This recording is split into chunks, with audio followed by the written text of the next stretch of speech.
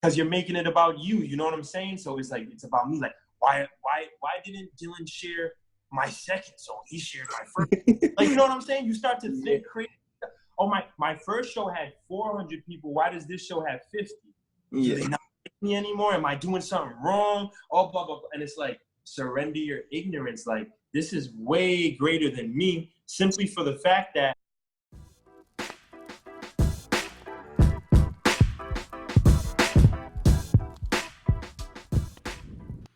Hey y'all, DFOS here.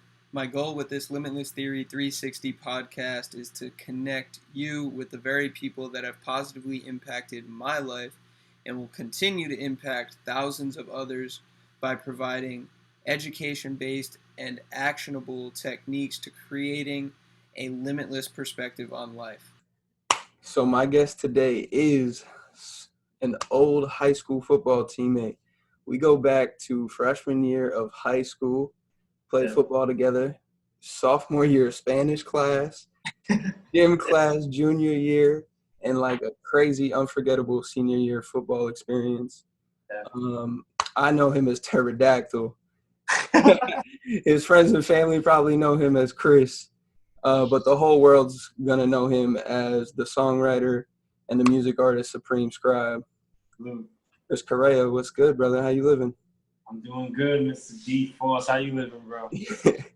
Florida living, man. Trying to stay cool out here. It's hot as hell. Oh, it's hot out here. I can only imagine how it is out there. Yeah, it's humid. That's all up and down the East Coast, though. Yep. But, yo, I want to start with what you was going through tonight. Because we were supposed to do this a couple, I don't know what, like an hour ago, something like that. But it's crazy that you just happen to get a flat tire. But everything we talk about, everything we preach, right, is like, that's whatever. So where does your mind go when something like that happens? Yo, I'm glad that's a great first question, bro, because crazy.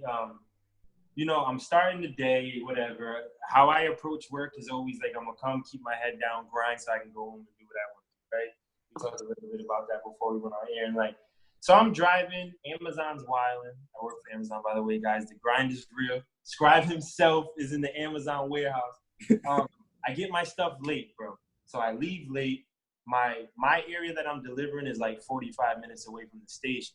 So I take that drive every morning. I get there. I'm just grinding, bro, working, going through the day. Crazy thunderstorm today. Like, the sky was black. The thunder was loud. That, yeah. I got caught in there for like a good 15 minutes. It didn't rain too long.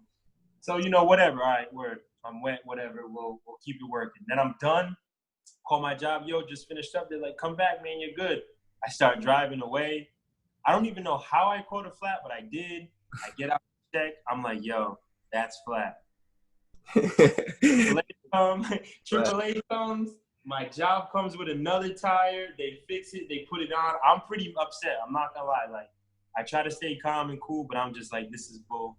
I couldn't find a reason for why this was okay. So I was pretty upset. But to be honest, on my way back home, just after being so kind of still and trying, like, forcing myself to stay calm, I guess I kind of just, I don't know, maybe went into a little mode. But on my way home, I just played one of the beats I've been working on, and I just like finally found the exact chorus I want for it. You know what I'm saying? Yes. So now that whole 45 minutes of a flat tire and getting upset, it was just gone, bro. So where my mind goes when stuff like that happens is, no matter what, we got things to do. We got things to accomplish. Let's keep it moving. I'm not going to go home and not get shit done because I got a flat tire. You know that's so true, bro. And I like that like you said, you're like, I got into this mode. Yeah. It's like that flow state. You just get into it and it feels good. It doesn't matter what you're doing. Exactly. For me, that I still find that in basketball. It's crazy. I still find that in ball all the time. Like, if I slow down, right? Yeah. Nothing else is going on. Nothing else matters. What happened 20 minutes ago, what happened 5 seconds ago, what I got to do tonight, it just doesn't matter. It's crazy. And what I was talking about with somebody else is like, you have to be selfish in that sense of, you have to find what that is for you. Yo, bro. If you have that itch to do it, do it. Like what everybody else is thinking and doing, it doesn't really matter. Yeah. You got to find that thing that's just going to get you back to where you want to be or where you need to be in order to function at your best for everybody else or tomorrow. It's crazy. Exactly. And that's why I want to go on record and say this, because you used the word and not everybody understands this word, at least. And I feel like this is something we all have to learn, right? Because I feel like this is how we're taught. Selfish, like that word carries so much bad energy and weight, right? It's an word, but yo, selfish is not like, everybody thinks about it as in like that's a bad word. But to me, like the bad selfish is I'm going to do things or maneuver a certain way or lead people down a certain path for my benefit. No matter if that means everyone else loses, I need to win. So I'm going to be selfish. But like the selfish you're talking about, the real selfish is like almost the complete opposite, I guess, for lack of a better term, or to save some time. It's like at the end of the day, I'm no longer going to conform or compromise for everybody else or for what everybody else thinks makes sense. And I'm going to finally take it upon myself to be like, yo, let me just stop listening to everybody else or stop thinking about all the things that I thought about growing up or whatever I was taught. And let me just do what feels right, right? And like you said, you still find that in ball and like that zone. Like, that's how you know you love something, bro. Easily. If anyone ever asked that question, that's how you know. There's that mode you get in and nothing else matters. Nah, it's crazy. And where that kind of takes me in terms of all the stuff that you put out, everything that you preach, is when you don't do that, you come across this other part of you, right? This other self that becomes like egotistical. Like you have this way about you that becomes, I'm going to lead other people in a direction that benefits me only. I'm going to take down other people's buildings. I'm not going to build next to them. Yeah. I'm not going to build with them. I'm going to tear them down so mine looks taller. Yeah. Which is crazy. And where that takes me in terms of your preaching and what you talk about in your songs is surrender your ignorance and stick to your diligence, bro. Yeah. That shit, yo, I remember like 2 years ago when I went to PVD FEST and I heard you say that. And I don't think I had talked to you in probably like 2-3 years. Yeah, it was a couple years, yeah. Yeah, we hadn't talked in a while. And I hadn't even been keeping up with what you was doing. I was up way at school in Mass. And then I saw you and I heard you say that. And I was like, what? I was like, yo, hold up. Yo, I remember that from that day, which was like 3 years ago. It's crazy. It's always it's in my head. It's amazing. Wild. It's wild.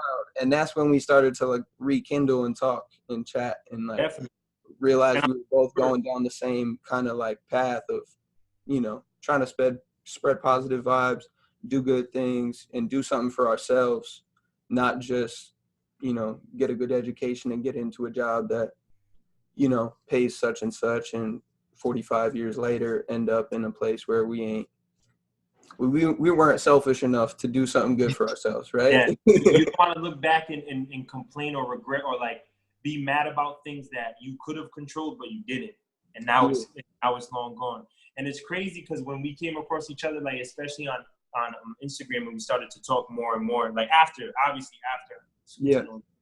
And like I started to see what you were doing, like it was just like, oh, word, dope. Like I see Dylan, he's grinding, bro. Like he's doing the fitness, the nutrition, like bro, he's like, you know what I'm saying? Like he's in great shape, he's doing this thing. But then I paid close enough attention and started to realize it was more lifestyle. Like you weren't just, you know what I'm saying? Like you weren't just coming on and being like, hey guys, make sure you eat your greens or work out and be buff and strong. Like nah, you were preaching a lifestyle. And how I kind of came up with that line, I mean, I was gonna ask that. Yeah, it came naturally, to be honest. Like I didn't sit down and think about it, but like looking back and hearing like your story, like always from the outside looking in, that helps me kind of realize where I was at, and I could kind of put two and two together. Because when it's happening, bro. Like I can't really see that. I'm just doing it. So it was kind of like at first when I first started to like do like a lot of successful things, and I saw the success, and I was able to see myself get better. Like I was doing it long enough to see myself, like to be able to look back on something and oh shit, I got much better. Or, oh, wow, like, this is exactly what I wanted to do with this sound, and look where I'm at now. And I realized that, like, just listen to the introduction. You know, I know him as the pterodactyl.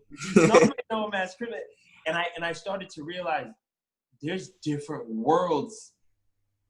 Like, just within myself, there's like different people that if I go and say hi to them, not only will they call me a different name, but we'll have a different kind of conversation. It's nuts. And I was like, I need to embrace who I am. I need to embrace who I am as an artist fully. And I need to understand that Scribe is not somebody else. Scribe is me. And Scribe's always been me. And like you said, there's that other side of you that it's a bitter side of you. So when I started to see certain things, and especially when you're new, right? When you drop your first song, everybody listens. When you do your first big show, everybody's there. When you do, it's always the first. And that's okay. Like, it's not to say that's a bad thing, but first are huge. So you start to get bitter when it doesn't feel the same anymore. Yeah. Because you're making it about you. You know what I'm saying? So it's like, it's about me. Like, why didn't Dylan share my second song? He shared my first. Like, you know what I'm saying? You start to think crazy. Oh, my first show had 400 people. Why does this show have 50? Do they not like me anymore? Am I doing something wrong? Oh, blah, blah, blah. And it's like, surrender your ignorance. Like, this is way greater than me, simply for the fact that, bro, when I'm writing stuff, it just comes, and it's to the point now I don't even have to write things. You know what I'm saying?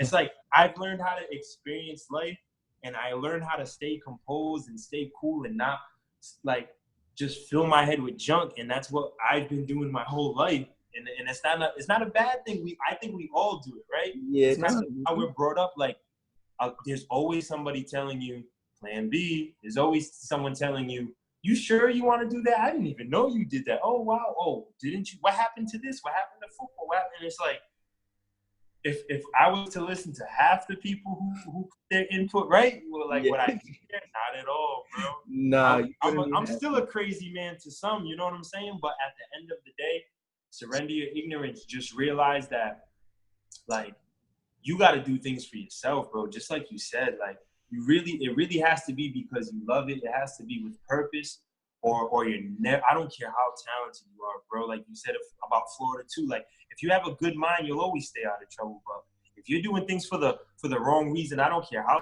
talented you are, how much people claim to love you, it's just not gonna happen. Or it's not gonna last. You hit on so many things, bro. And the way I can summarize all of that is we got to play the long game. Yes, longevity. Some people are so stuck in the quick gains. Like, I'm gonna do this, or I'm gonna work out for 3 months before the summer so I look good. Like, I look good for the summer. Yeah. That's not what this life is about. And I've heard it so many times from so many different people now, because all I do is listen to podcasts, because I got away from filling my mind with that junk. I listen to business owners. I listen to people talking about health and wellness and lifestyle. And that's all I consume. And it's good to step away from it sometimes, like you said. Yeah. But listening to it, you hear themes, right? You hear people talk about the same things. Yes. And you realize that it's so much about the long game, because you can hit 25 and be like, oh my God, there's so many me's, there's so many worlds, there's so many levels to who I am. And you feel like you don't have any time coming forward, and like no time left. You have to do everything right now. You have to, be successful at everything you've ever dreamed of. 25, and then all of a sudden you're 40 and you're like, damn, I still feel 25 and I still have so much more life to live, and there's so many more opportunities. Yes. It's crazy. And so what was you going to say? No, I just said perfectly said. Like, that appreciate it, bro. And that makes me think of the second half of that. Like, stick to your diligence. What does diligence mean to you? Diligence is almost, that's crazy that you segued like that. Almost exactly what you said. The long game. Staying diligent means Scribe's going to put out an album. And if it doesn't hit 1 million streams by tomorrow, Scribe's not going to quit. Scribe's not going to question his message. Scribe, like, you be diligent as in, if you, right, we all believe in different things. So not to, like, make this sound like it's biased towards one thing or offend anybody. If you believe in any type of higher power, or even the universe, right? Yeah. And this that's going on, and these things that are going on. Dylan, like, if I could sit here, bro, and have a whole album, and I could tell you what every song's about and why I wrote the song, but in the moment of writing the songs, I can literally be like, bro, I never once thought of that line. It just came to me. Like, I never once thought of that line. Like, I'm just living, I'm watching, I'm observing, I'm soaking it in, and when the time comes, it comes. So why would I go against that? Why would I sit at that paper and be like, like, what does the world want to hear? Or what line will make me famous? Or what line will make me sound like somebody else? So maybe that's an easy route. You know, maybe I can sound like somebody and really perfect that and be like the biggest name ever for a year. And then fade all the way back. Soldier Boy. You know Yeah. You know what I'm saying? So staying diligent is really just believing in yourself and also understanding that no matter what success comes, I'm competing with only one person, and that's me. How can I keep getting better? Like, because what the world sees from Scribe anyway is phases ago, man. I'm just finally able to express that. But I'm on to the next phase. You know what I'm saying, Dylan? Like, that shit is just real, bro. Yo, it's so crazy. Me and my sister, I want to say it was like 2 weeks ago, had the wildest conversation about we live in the past, bro. When you look at somebody, like, I'm seeing you 3 seconds ago. Yo. It's crazy. And we don't think about that. But our eyes have such a crazy way of tricking us. And things happen so quickly on so many different levels. And there's no way to measure time. There really is not. And we have ourselves stuck in a crazy world that we're trying to measure time with. And it's wild because it gives us this false reality that everything somebody is doing is present. Yeah. It is the fact that right now I'm saying these words as the person I am right now, but it's really the person, like you said, that I cultivated 2 years ago and I'm just now expressing. Period, bro. It's wild. And when you think about it, even on a grander scheme, like our generation, I feel like we grew up in a dope way. We weren't super addicted to technology. We still played outside. We still had like morals. I'm not saying kids younger than us, but like, yeah, we kind of grew up a little tough, like 90s babies. Like we're not 2000s babies, but we still live in this world, right? Like Instagram's still ours. Like we can't hide from that. No. And it's crazy how when you talk about like the past and all that, like we can be having this conversation right now, and while I'm talking to you, I can be uploading an image of me on stage and act like that's what I'm doing right now. Mm-hmm. And if you don't truly know me, you wouldn't question that. You'd be like, oh, did you watch Scribe's story? He's rocking out on stage. And that's why it's so toxic to get stuck in that mindset of just watching and thinking everything you're watching is present and real and what's happening in the world and what you need to connect to. Because a lot of people, man, they don't think like we do. They're kind of waiting for a direction. And little do they know, sometimes they're heading in a direction that's long gone. Yo, because it happened. It already passed. Yeah. Yes. And if you didn't hop on the train of taking action, then you didn't get on. You lost. Yeah, you gotta wait for the next one. Yeah, and action is the only way to cultivate anything that you want to happen. It's not gonna find you. Nope. It's not about finding yourself. It's about creating yourself. And some people are like, yo, I gotta, but what if people say you gotta meditate and like dig deep and figure out what's going on in your head. Yeah, but that takes the action of saying, I'm going to dig deeper today than I did yesterday, and I'm gonna meditate and try to get into a deeper place. Then you're going to create the ability to get to a deeper place. You're not going to find a deeper place. You're gonna create. Yo, well said, bro. It's wild because there's so many levels to it. And like you said, the generational stuff we're so lucky because we grew up with a little bit of the past and a little bit of the future. So we were easily adapted to it. Yeah. Had a good transition, like 12, 13 to 15. We started to see the social media start to take off. MySpace, bro. What? Yeah, that was a game changer. Yeah. And it started with what? It started with AIM. Yep. Right. Just to each other at the computer. That's yeah, it. bro. Like I still remember my AIM usernames, bro. Like oh my, I don't even know if I could remember mine, but all I know is that they would definitely be embarrassed. Yeah.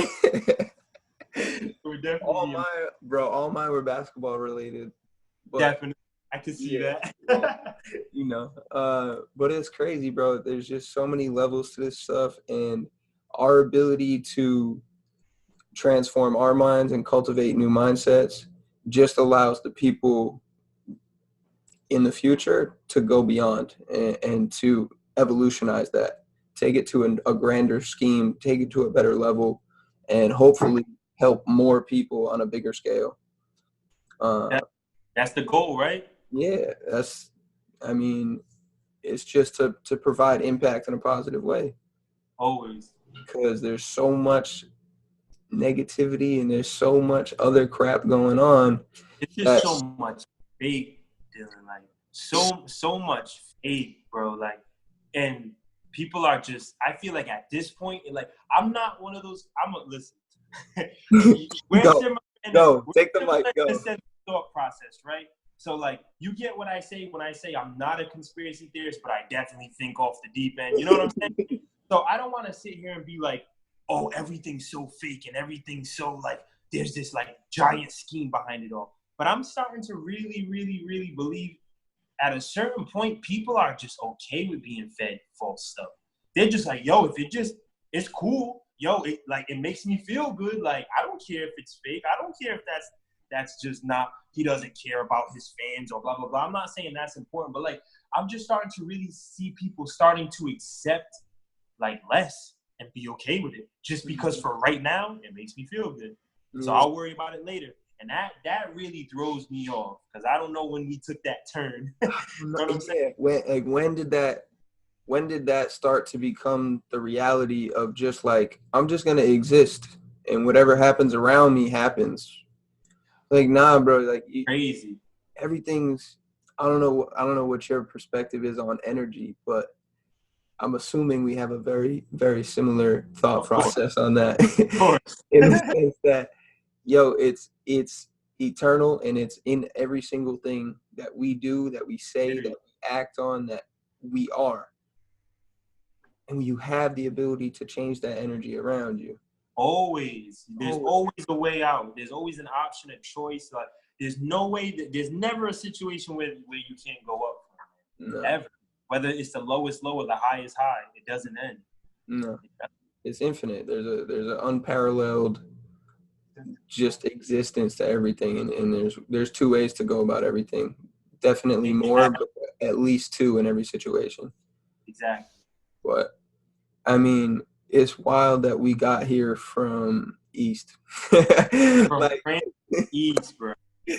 It's really wild.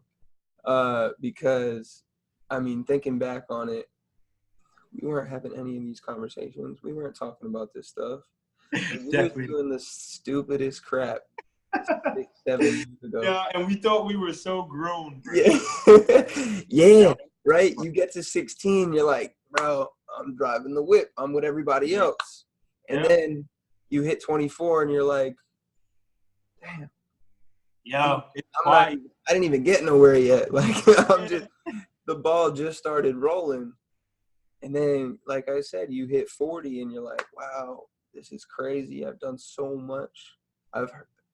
Now when you sit there and you realize that you can talk about the 30 jobs you had in the past, or like, I used to do this when I was a kid, or, back when I lived in such and such, it's like, I say back, when I lived in Rhode Island, in my mind, I'm like, what did you just say? Because it still doesn't hit me. You know what I'm saying? Like, trust me, that must feel nuts. It's wild. It's like I went home on vacation and I was like, damn, I have a whole different life.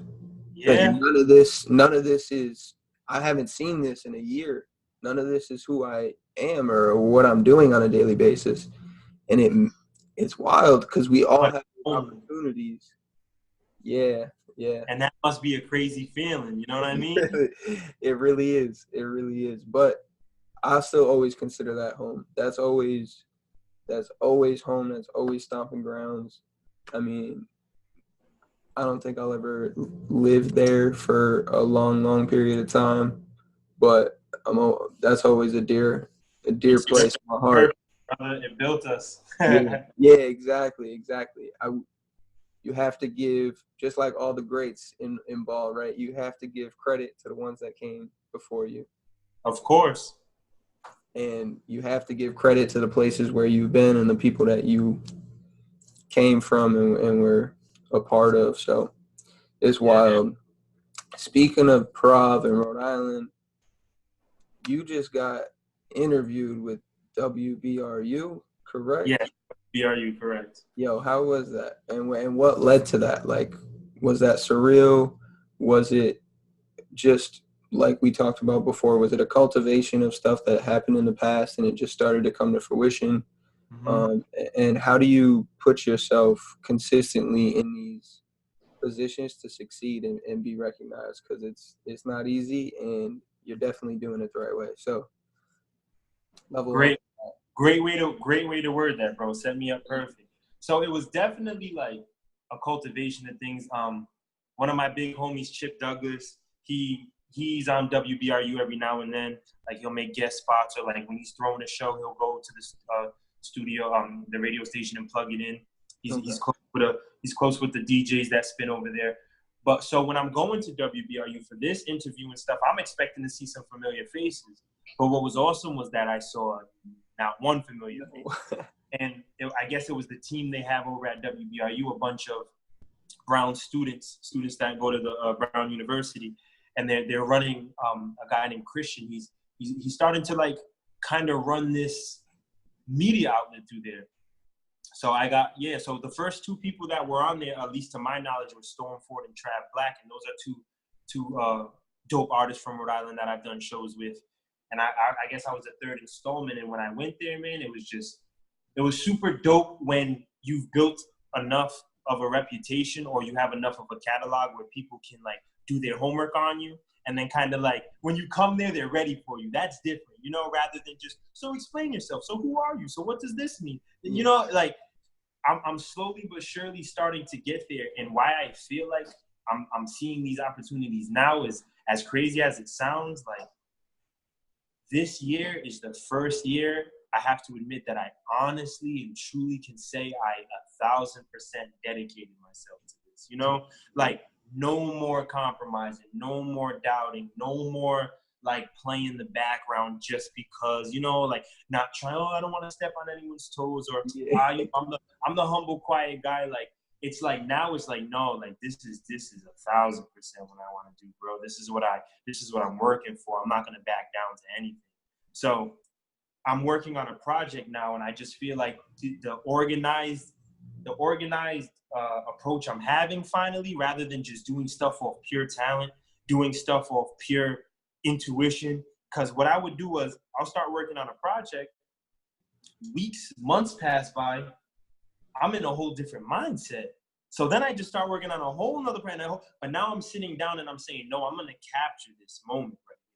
Because this was a turning point for my life, you know?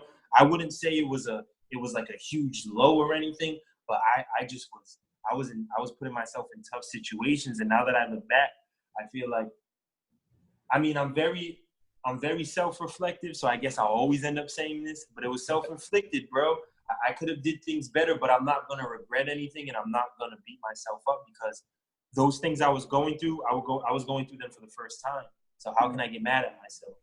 But that showed me how quick this life can pass you, how quick you can be the guy that was like, dang, remember Scribe, bro? He was nice. What happened? Oh, X, Y, and Z. You know what I'm saying? Like, You can be that guy in a matter of years. And I'm not the one to say it's ever too late. I don't believe in too late, but I definitely believe in making it harder on yourself, you know? And it gets harder as we get older, Dylan. You know that. And like, it gets harder as the more and more we like mess up. Like we have a lot at stake now.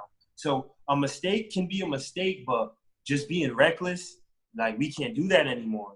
We're not 18 anymore. We're not 7. You know, like we're grown men. You be reckless, like you're gonna pay for it, bro. Yeah. And in many ways. The craziest thing too is we're not the only ones who pay for it, because when you think of it down the road, or you think of the people that are influenced by us, so many other people lose hope or have to deal with the repercussions because they're like direct family or something of that, Exactly. And when you understand that concept and you can zoom out, I always say that when you can zoom out and see the bigger picture, that's how you can move. And regardless of where you end up, if you have the right mindset, you're not going to get into that crap, because you understand there is no compromise. This is what I'm doing, and I'm not settling for anything less. I'm open-minded to being changed and for my path to change. Yes. But the compromise will not be taken for anything other than making this happen. Or making it better. Exactly. And there's no more waiting for your special moment. Let me wait till right? Like, just like you say, people in the gym, like, I'm going to wait till my body's ready. Oh, I don't want to start working out yet because I'm embarrassed to go into the gym because I'm out of shape. So first I'm going to lose a couple pounds, then I'll go work out. That makes 0 sense, right? So, I'm going to wait till I have enough money to do this one idea before I put out music. It makes no sense, right? No, so it's crazy. And you hit on something so perfectly before that I definitely, you like summarized what I was struggling with for the last 2 years. And it almost seems like we're on identical, like, yeah, man, it's crazy. Timing wise, it seems like we're on the identical path, because for the last 2 years, I got to that point where I created and came up with the idea for Limitless Theory. Yeah. And I did so in order to create a nutrition guide for athletes. And I did that with Chris Capon. He was the one who told me to basically, he was like, yo, I got a bunch of athletes that are asking for nutrition guidance. What can you provide? Yeah. I had a broken foot. So I was like, all right, I'm not playing basketball. I'm going to dedicate every second outside of class and basketball and work to this. Like, I want to come up with my brand. And I was going to wait till after college. Yeah. I realized I was like, there's no more waiting. And that's why I took that broken foot and I ran with it. Quite literally, I could not run. But you know exactly what I'm saying. I was like, it doesn't even matter. It's a small price to pay for realizing that I'm going to come up with this whole different lifestyle and start to live it and bring it to fruition. Yep. And I got to the point where I created, for 6 months, I wrote this nutrition guide. Like, all day, every day, I was editing it for months on months on months. And after that, I released it, and that other selfish, right, that ego hit, and I was like, damn, it didn't do what I thought it was going to do. And then my mind was like, yo, I'm just going to create things like crazy, and I'm going to put so many things out that nobody's going to be able to just say no to all of them. Like, there's going to be so many things and so many options. Everyone's going to be able to buy something, because that's what I was thinking. Like, you started this, and that's where my mind was. And then I realized I had 7 different projects going. But like you said, those ideas came to me months ago. So I'm in a totally different headspace. And when you said that, bro, it clicked for me. I was like, damn, I was trying to do so many things at once, and I knew it wasn't going to work out. But I still have programs and stuff that are half written. Like, you know what I'm saying? I can still go. Might never the light of day. Yeah, I might never do it, because, like, honestly, some of them I could care less about. That idea and that identity that it would bring to me, I'm not really about. That's not who I am and what I'm preaching anymore. So there's no need for it. But it's crazy to say that, because now this has become something that I've put so many tokens into is this podcast, because, there's nothing better than conversations like this. So period, bro. It's amazing. I'll do anything at any time of day to have a conversation like this with anybody who has this mindset and is just looking to grow and spread all this positivity. And I'm trying to get the name out there for people who are our age, who are all starting something, because we all need platforms and we all need exposure. Yeah. There's no better way to just do that and help everybody out. Of course. Now, at the end of this discussion, there's going to be somebody that knows Scribe, and now they know Dylan. Yeah. And now, you know what I'm saying? Somebody who knew Dylan and didn't know who the hell I was. Yeah. We always win, man. And that's, when all love, you always win. Yes, 100%, bro. Love never loses, and positivity definitely never loses. Period. The same concept. I put that on my story the other day. I said, I got this from Gary Vee, actually. Yeah, he said, yeah, that man's wild, but he's so raw. He's so real. He said, negativity might be up at halftime, but positivity will always win. Always. And I took it to the next level, and because I always like to step out and zoom out, and I was like, fuck, negativity might win that game, but they won't win the season matchup. You might play them 2 more times and win both times. Yeah. You know what I'm saying? So, like, there's so many levels to all this. It's wild. And it's great to know that there's more people our age that are doing it. Of course. It's a peace of mind for, like, I'm not struggling for nothing. Like, I'm not going at this alone. There's so many people trying to do good in the world. Yes, and we're gonna make it count. And like you said, positivity. Like, we can sit here and complain about everything, or we can actually appreciate how much dopeness is going around, how much positivity is going around. Because it's there. Some people just choose to not to see it. You know what I'm saying? Exactly. And going back to what you said before is, like, I think everybody kind of knows it, but we're just accepting it because we're accepting the fact that we're not going to be our best selves. And I know you actually said that in one of your Psalms. Is it something? Maybe it's, hold on. I wrote it down somewhere. Daddy's Home. In Daddy's Home. You said, I cannot pretend to be anything than the best. Yeah. And, like, it's crazy because so many people will take that as, yo, he's just being selfish. Like, he's saying he's the best. Yeah, he's cocky. But I think, and I am assuming, but I have no doubt that you're saying I'm not going to be anything but the best person that I can be. Of course. Yeah. Of course. And a crazy kind of, like, double entendre to it, because with me, everything's detailed, right? Like, I don't care about what I see. It's the little things.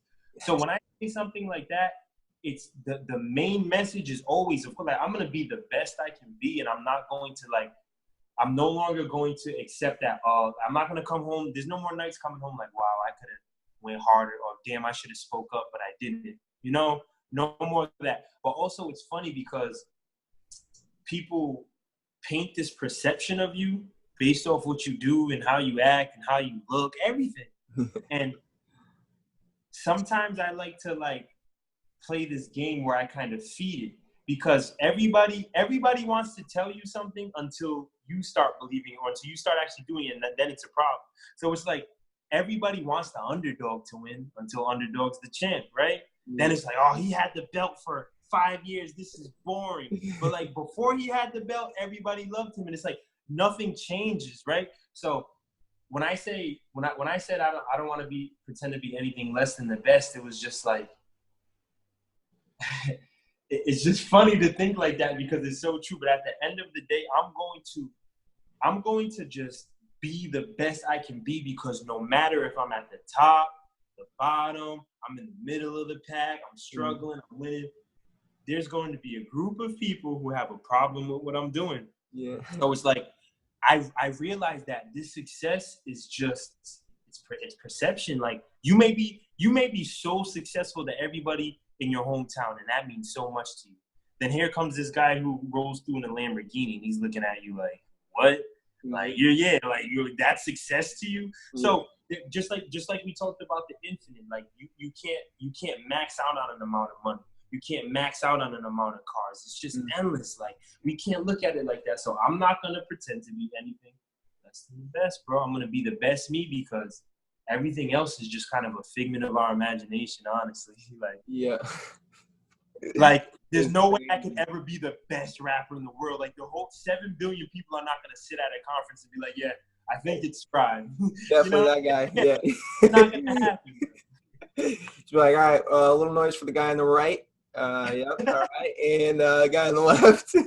Exactly. Our winner. Yeah, that's not happening. Yes, just trying to be our.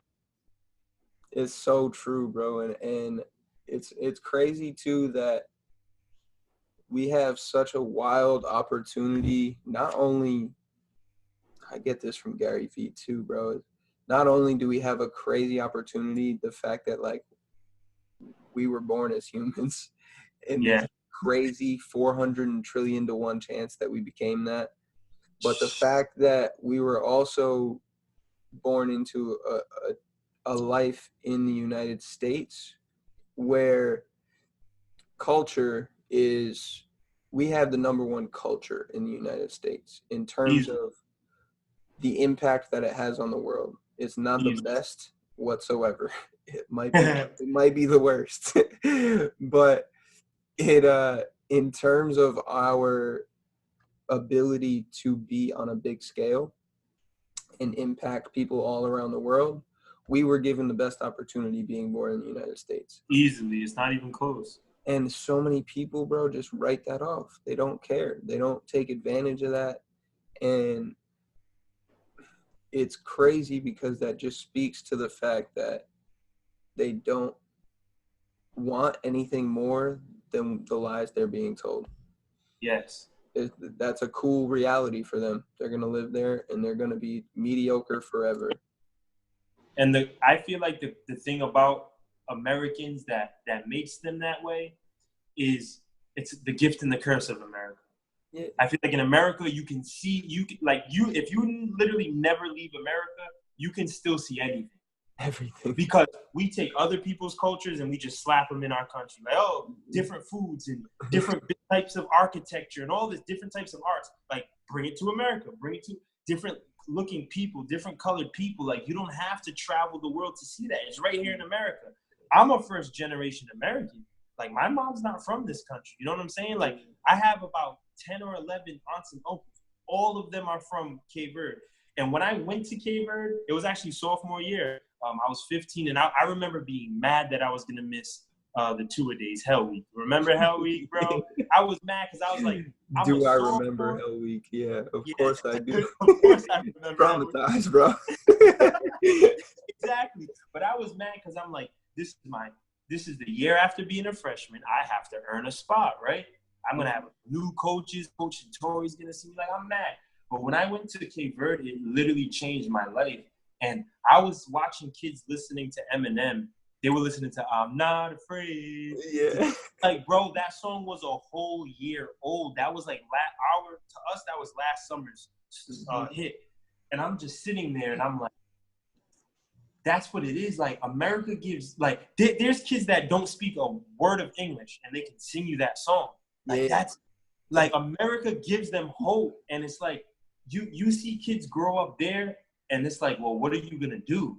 Go to the army, like the Cape Verdean army? Like, what are you going to do in that? And what benefits are they going to give you? Or you're just going to kind of help out at home, like farm, do whatever, fish. And it's like, when I went back home, it was like my grandfather, just my grandfather. I only have to go back 2 people, from my mother to my grandfather. Like, he took he was the chief of police in Cape Verde. So he's a respected man.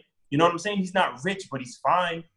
And it's like, he put all of that in jeopardy with the knowledge in his head that if I can successfully do this, they won't, you know what I'm saying? Like, they'll have a way better opportunity. Like, he wasn't comfortable. You're the chief of police. You can just forever just raise generations. But no, he took them one by one, little groups. I had aunts like my cousin Jerome, like his mother. Like, when my mother moved here, she was probably 6 or 7, but his mother was 16. So you're talking about a 16-year-old girl who leaves her entire life to go work in a factory so she can send money back home to get her sisters and brothers here. You know what I'm saying? It's not like, oh, I want my check so I can buy sneakers like nowadays a 16-year-old. And you deserve that as a 16-year-old, but like that just made that brought me up in a different way. I was raised in a different way. I was blessed enough to have a different culture where I was able to see that the American way is not the only way. And it's not that it's wrong, but there's other ways, and other ways are okay. And that just brings me to my final point, as in, like, I think the problem with America is, I think, it's the best place in the world, hands down. We're full of amazing people, amazing things, but there's so many people that have never put themselves in other shoes that when other people live different, they almost like look at them like, what's wrong with you? Why wouldn't you do like, like, why don't you like what I like? Why don't you dress the way I dress? Why don't you eat what I eat? Like, what? Like, you're missing out on so much. But yo, that's a great point, Dylan. I didn't expect to speak about something like that, but that's something I bring up all the time, man. Like, we're blessed. We're blessed. We have, and you put it perfectly in a bunch of different ways throughout that. We can see the rest of the world without leaving the border, right? Period. We have the opportunity to change our perspective every single day. And every single person that we encounter, and I say this all the time, every person I encounter is an opportunity to learn from or help. Yo, I love that. And with a lot of people, it's not or. And most times it's and. Learn and help, right? You can learn from people and help them at the same time.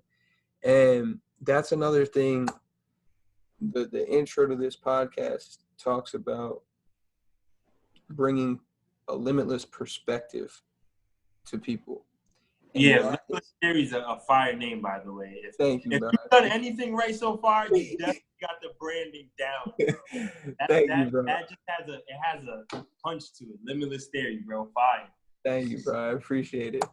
And that has been my whole cultivation of what I'm trying to do is, I mean, in a way, this podcast is selfish because I'm reaching out to people that come from different backgrounds, that come from a different life, or that are, not from this country, or first generations Americans, or maybe, their whole family grew up here and they were one of the first, European families to come through. But either way, you can gain perspective from all of them, from everybody. And that has been a huge part of me kind of evolving since high school, is just exposing myself to those things.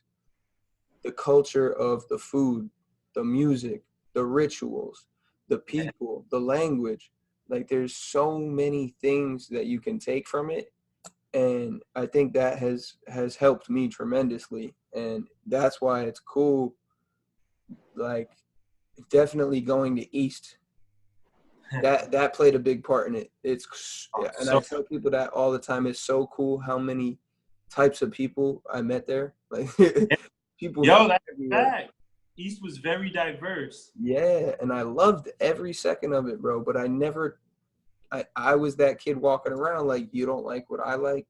You don't wear Nike socks with the Nike Air Maxes, bro. Like, you doing, bro? Like, what are you doing? Like, what do you mean? Like, man, you don't eat Subway, bro. You go to Uncle Sushi. You don't go to like. Nah, I should have been going there. Like, I should have been doing those different things at that age. But it's cool now because now I understand that, and I'm grateful that I can reach back out to tons of the people that I went to school with, and they're still positive enough and have the mindset of, yeah, absolutely, let's reconnect, let's rekindle. There's a lot we can learn from each other, and that's, you can't put a price on that. Priceless, for sure.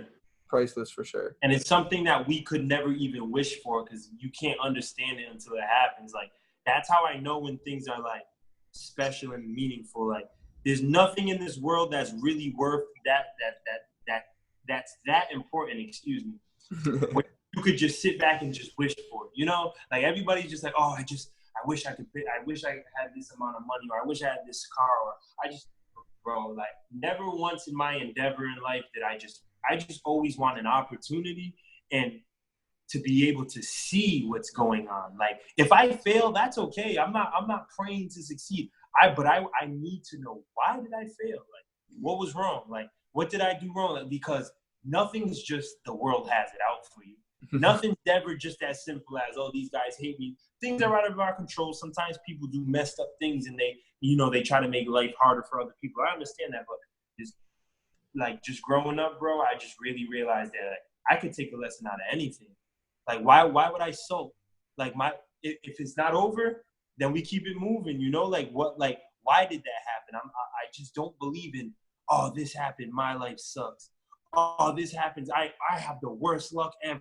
I'm not, bro. There's something going on, bro. So you got to fix something. Like, you're adding the same formula and expecting different results, and you're just blaming it on just the the short end of the stick. No, it makes no sense to me, because like you said, when you listen to these podcasts, when you watch these interviews and you see all these successful, smart people, you start to pick up on the theme. Mm-hmm. And it's like, it's really not as complicated as it is, but it is as complicated. We're all coming from our own situation. Exactly. But the ability to take advantage of an opportunity is the same basic principle. Period. You see an opportunity and you do the best that you can with it. You have a certain amount of knowledge at a certain point. When that opportunity crosses your path, you either use that knowledge and say, that's a good opportunity, I should take it, or you say, that doesn't seem like a good idea, I'm not going to take it. And that's simple. Exactly. And you don't know how to do that opportunity 99% of the time until you get there. You figure it out. Yes. Which is another crazy thing, because for me, I'm very much a one-on-one type of person. Like, this is my perfect atmosphere. Same. In high school, I was definitely a little more social in this fact that, like, I could walk into a room and try to personify myself and capture energies. Yeah. But I've gotten away from that, and I still have that ability if need be, but I don't do it nearly as much. But someone like you who has to go out and perform, how do you go about, like, that first time you performed? Like, that was an opportunity that you said, yeah, I'm going to do that, but you hadn't done it before. So you're like, I don't know how I'm going to do this. Learn, right? And like, there's this crazy just evolution of like, oh, that wasn't that bad, I'm going to keep doing it. So, like, my question to you is, do you still get fearful when you are about to hop on stage? Or, like, is there a certain level of, like, anxiety that comes along with it? Oh, man, great question. I'm going to start it off very cliche, but then I got a good metaphor to kind of, like, rationalize it.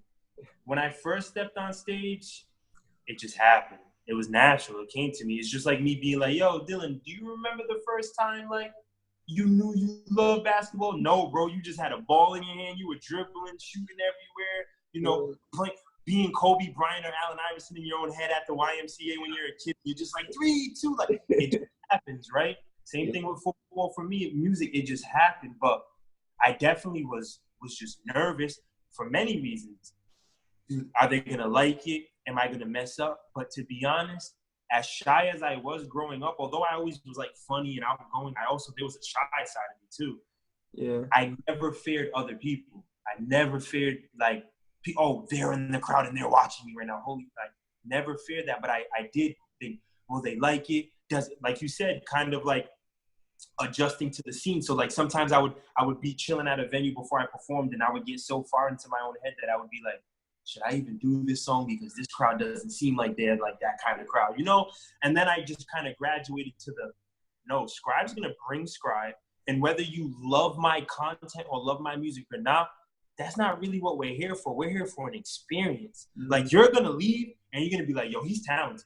Yo, he's got it. Yo, that line he said, yo, when he was jumping up, oh, when he called that girl on stage or that guy on stage and he asked him this, like, it's an experience, because at the end of the day, you're going to fall in love with my music on your own time.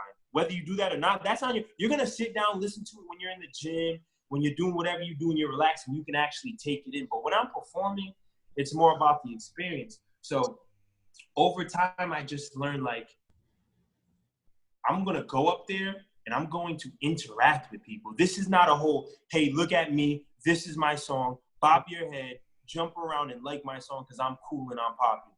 Like, no, it's like everybody's going, whether, you know what I'm saying? Like, whether you're a 50-year-old woman or a 16-year-old kid, you know what I'm saying? From Providence, from Warwick, from Massachusetts, from Florida, from a different country, like, we're all going to enjoy this together because music's the most powerful thing on earth. It's in everything. It's in movies. It's in sound. Like, that's music. Like, if I pick up this little thing right here and I drop it, that's a sound. Like, we all can relate to that, you know? There's something sound does to us that everybody enjoys it. There's not a soul on this earth that you're like, hey, did you so you want to play some music on this car ride? And they're like, no, I don't listen to music. Don't do that. Don't have any music. No, it's impossible, right? That's like one of the few things in this world besides eating, drinking, sleeping, breathing that all of us do. So to answer your question, to wrap it up, I don't get fearful anymore, but and I'm very comfortable doing what I do. But there are times in certain shows where I'll really get sick. Like, I won't throw up or anything, but like, I'll really start to feel my gut just churning. I'm like, what is going on? Because I am not nervous one bit. But I guess it's more when I'm transitioning through different phases or like I'm finally doing something new that I guess my brain and my gut goes, this is it. Wow. Like, all that work and all those like closing doors to open new ones and all that, like, that's what this was for. And here's the moment where you kind of finally, you achieved it, bro. Like, now it's time to continue to look forward. Like, you don't have to be stuck here anymore. But the crazy thing about that feeling is the second I grab the microphone, it's gone.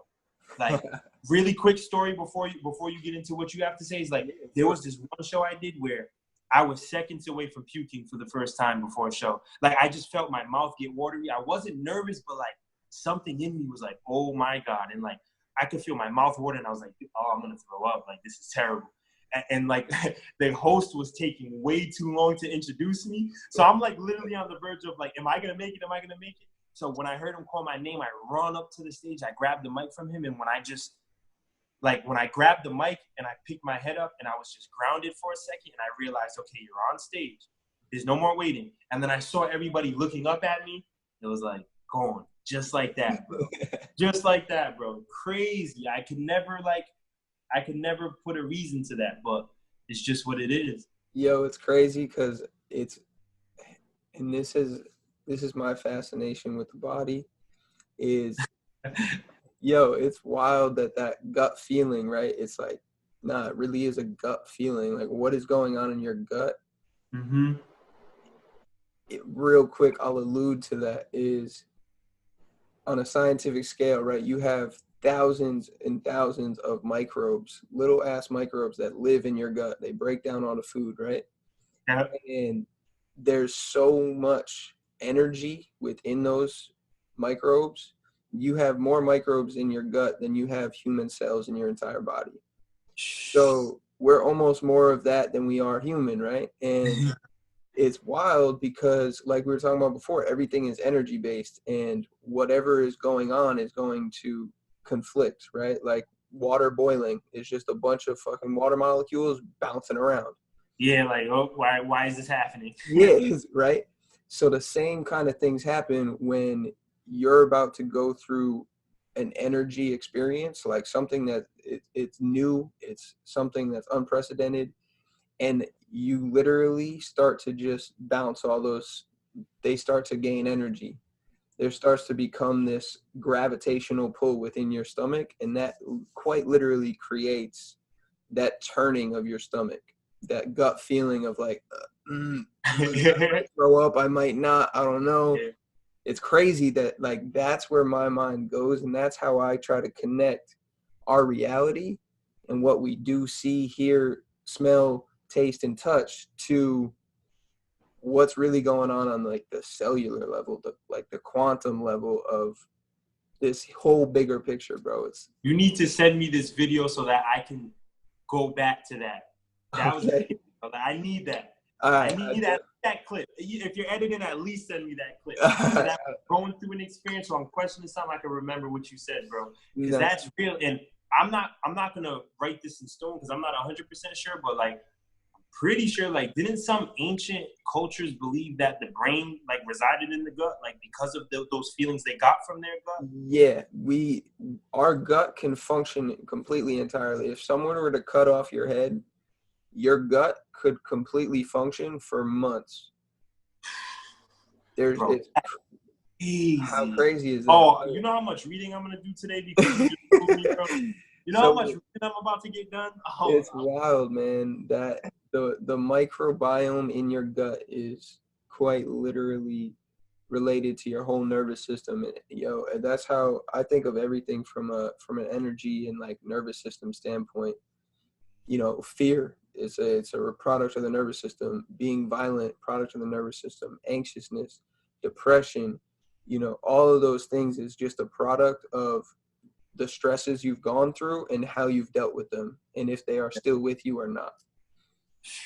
Quite literally, it like we said before, it's simple, but it's so complex. It's so complex. Fascinating, man. Yeah.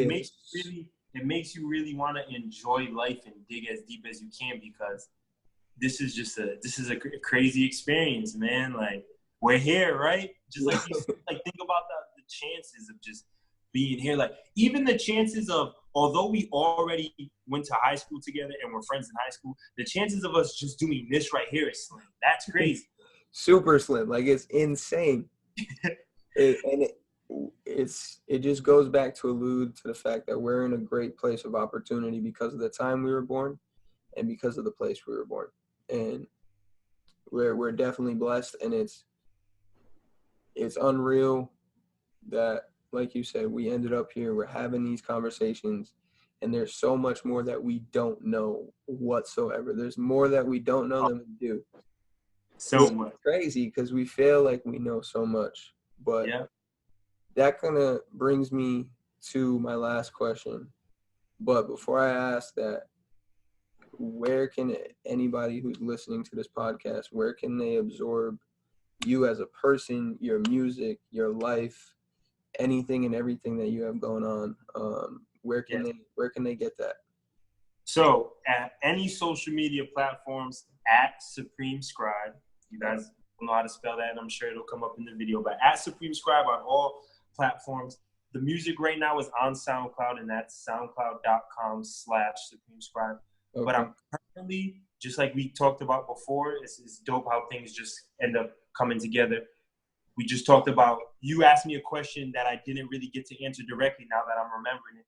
One of the last pieces of that question about like that whole WBRU experience was like, how can you continue to put yourself in these super dope, professional, just like really good and growing positive opportunities? Like, how can we consistently get that going? And that's by me doing my job. Dylan, not having an album on a streaming service is like being a ball player without like, it's like trying to declare for the draft or anything important without having any footage of your stuff. You know what I'm saying? Or your footage is really hard to reach. You can't contact the NBA scout or GM like, hey, bro, if you come over my house, I got a couple of tapes. Yo, my dad recorded a couple of my tapes, you know what they're on the VHS, bro. So I've been in the studio because the studio is like my gym. And what a lot of artists don't realize is you got to get better, right? You can't just say, oh, all right, this is my talent level, I'm going to just play the season. Nah, bro, you got to stay in the gym. You got to keep working, learn new moves, work on your euro, your hop step, whatever it is you handle.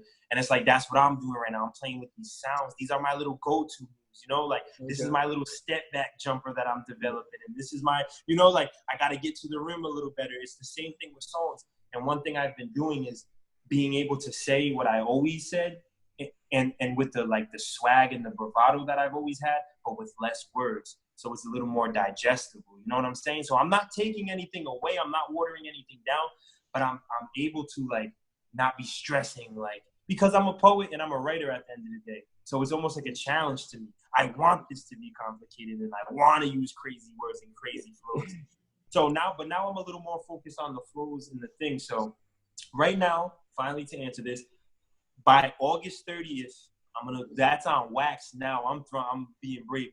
August 30th, my album will be dropping on all streaming services, Spotify, Tidal, Google, everything, anything you listen to music on. If you just search Supreme Scribe, and the album will be called Hollywood Scribe. And basically, just a quick spoiler. It's just basically about the whole process we talked about here today on the podcast, and just going through that whole process of life and forever changing and being viewed so many different ways, and finally finding what's comfortable with you and accepting that no matter what. That's so dope. Amped. It's gonna be dope, man. It's definitely crazy, man. It's definitely crazy. I'm very proud of what I'm working on. Nice, bro. That's how it should be. And as you alluded to before, continue to be, because stepping on toes, who cares? Somebody don't like it, who cares? Yes. You know what I'm saying? It's your truth, and you got to live that out. And you got to live it out, man. Happily and freely. Yeah, 100%. I think New Hampshire got it right. Live free or die. Yes. But my last question, bro, because we ended up crazily on this conversation, and there's so much you can take from a conversation with a like-minded person, even a non-like-minded person, right? Like you said, you kind of throw fire to the wind sometimes when you're talking to somebody. So I got that. you can learn so much from a conversation. So my last question is, dead or alive, name the top 5 people that you would have a 30-minute conversation with if you could. Oh, that's such a hard question. I just want every viewer to know, beforehand, Dylan tried to help me get prepared. And I thought I was the man, and I was like, nah, bro, throw anything at me. All right. In no specific order, because I'm probably going to miss somebody and text you later like, yo, bro, I'm going to have to swap this guy. For that one. Yeah, I'm a trade. I just signed a waiver. That man's out. That man's out, bro. He's not on the salary cap. So I would say to have a 30-minute conversation. And one thing I'll say really quick before I say that is I love how you put that, because everybody, especially in my world, like if I open up for somebody or I'm on a show with somebody that's bigger than me or is viewed as huge, like everybody just wants a picture. I'm like, if I can't talk to this guy, I don't need to meet him. Because the only thing I need from an experience is like, it's cool to take pictures, but I don't even take pictures of myself. You know what I'm saying? So it's like, I would, whenever I'm in the presence of somebody that I feel like has achieved what I'm trying to achieve, or is on the path and they're further down, I want to just be able to speak to them, even if it's 5 minutes. So I will go Bruce Lee's one, just bro, because he had it all figured out. The nutrition, the mind, everything we talked about. Bruce Lee was that guy. Yeah. So I'll go Bruce Lee.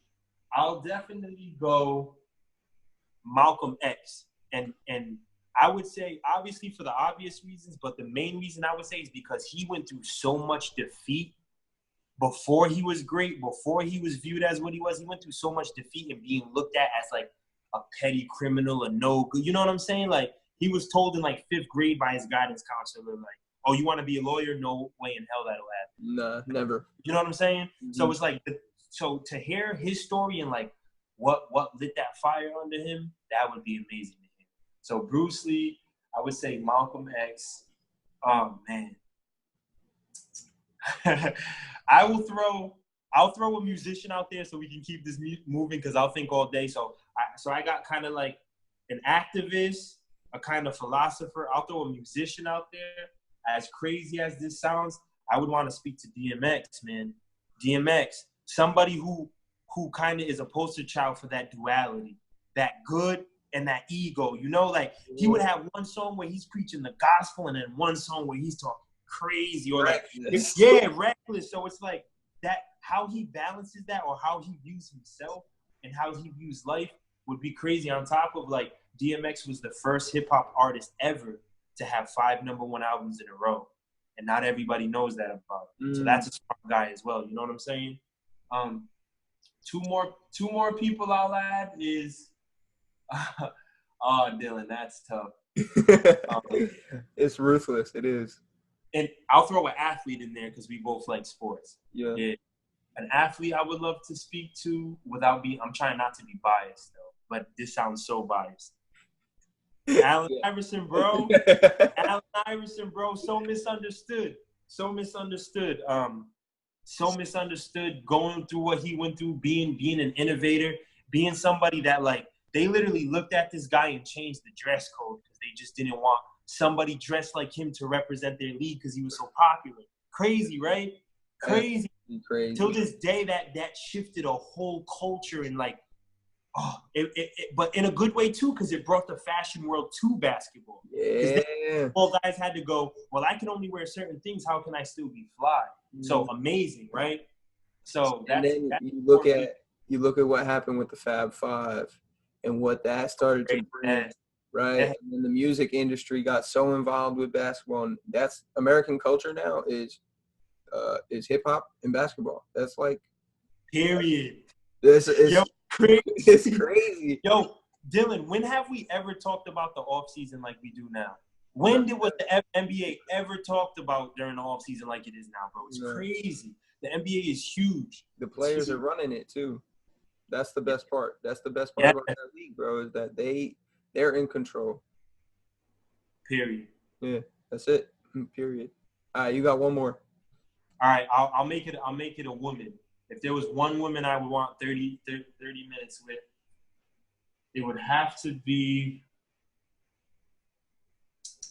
I'm trying to pick a woman from a different category because I'm thinking of a couple of women, but they're all artists. And I would rather do something else. I'm gonna give a 2 for it, just because I can't do it. All right. So I would love to talk to either someone like a Frida or a Van Gogh, 2 artists. And I want to know, like, is somebody from that time, and why I would like to speak for them is, especially for someone like Frida, for being a woman, not only being a woman, but making the style of art she made and just being an artist myself. Like, how could she accept so much popularity and so much praise and still like be such a, like, I don't want to say depressed, but you get what I'm like pointing to. Like, as a woman, like, almost, I feel like a lot of women that are famous or a lot of women that are respected, they're respected for reasons that they didn't want to be respected for. Like, they had a purpose for their whole kind of campaign and whole lifestyle, and we kind of missed it. And all we kind of did was sit back and go, wow, a woman did that. You know what I'm saying? So, and you get what I'm saying, Dylan? And same thing for Van Gogh. Like, bro, everybody was telling Van Gogh that he was trash to the point where, like, he, like, you know what I'm saying? He did what he did and he went out how he went out. And then it was after he died where we looked at those same pieces and was like, no, wait a minute. That guy we thought was way better than him, his work kind of is old. We're done with it. But this guy's work, timeless. So those would be my 5 people, man. Maybe I could get a double meeting with Frida. So I'll split 15 each. You get a 6 man of the year award. 6 man of the year. A very different 5, but since I was on the spot, I'm comfortable with that. I think I covered all areas that I'm curious about. Word. I mean, I wouldn't have guessed half of those. Right? That was that was different. I like that. I honestly, I wore this shirt and you can't see it. I gotta fix the setup, but realize. I love it. And what's the top say? Don't believe everything you hear. Period. Yeah, this is a Pac shirt. A Pac shirt. I see him in the background. Yeah, I thought that was gonna be on your top 5. My God! But you see what I mean, Dylan? Yeah. Bro, I forgot Tupac, bro. That's terrible. I would 1,000%. Oh my, bro. Me and some of the homies talk about where Tupac turned and like what made him feel so certain that he was going to die, or that like he was okay with, like, what brought Pac to the point where he was okay with death to begin with. Like, if you watch Tupac with hair talk and then you watch the, Death Row Tupac talk, it's like watching a completely different person. Yeah. And it's like, oh man, to talk to Pac, bro, would be crazy. Because you know what the wildest part is? He was 26? Dylan, he changed, he catapulted a subgenre of music. Like, at the age of 26. Yeah. Until this day, we talk about him, bro. He was 26, bro. Yeah, and he had such a profound influence on everybody who grew up in our era, bro. It's crazy. It really is. So you had Bruce Lee, Malcolm X, DMX, AI, the answer to all of our questions, and Frida or Van Gogh. That's I would love to sign a waiver that, sorry, DMX, I love you, bro, but I would definitely trade for Pac.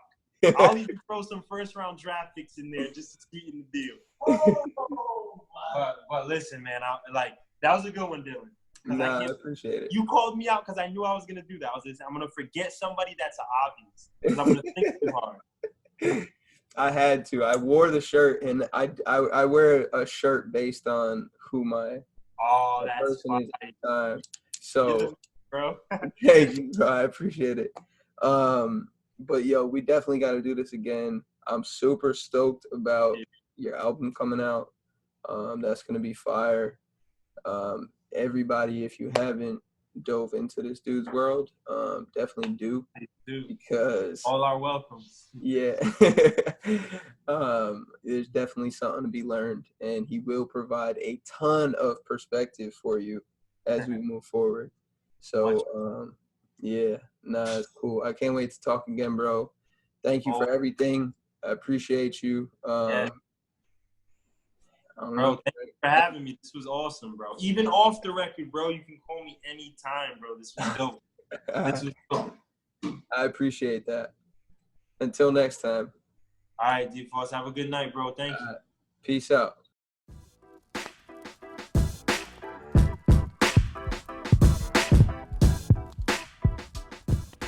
Please, y'all, if you were able to take anything from today's podcast, please share it with your friends, family, and anybody looking to live that free and limitless lifestyle. Or you could even write a review or leave a comment down below for us. It'll be greatly appreciated.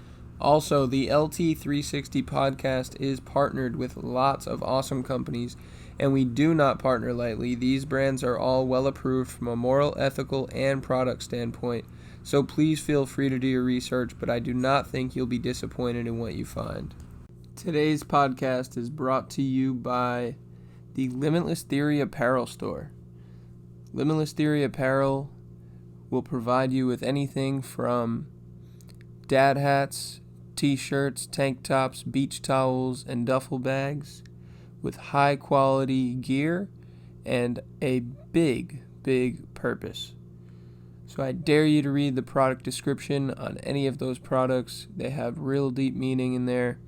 You can check those out at teespring.com/limitlesstheory and use code LT10 at checkout for 10% off your entire order. Secondly, today's podcast is brought to you by Conquer Entertainment.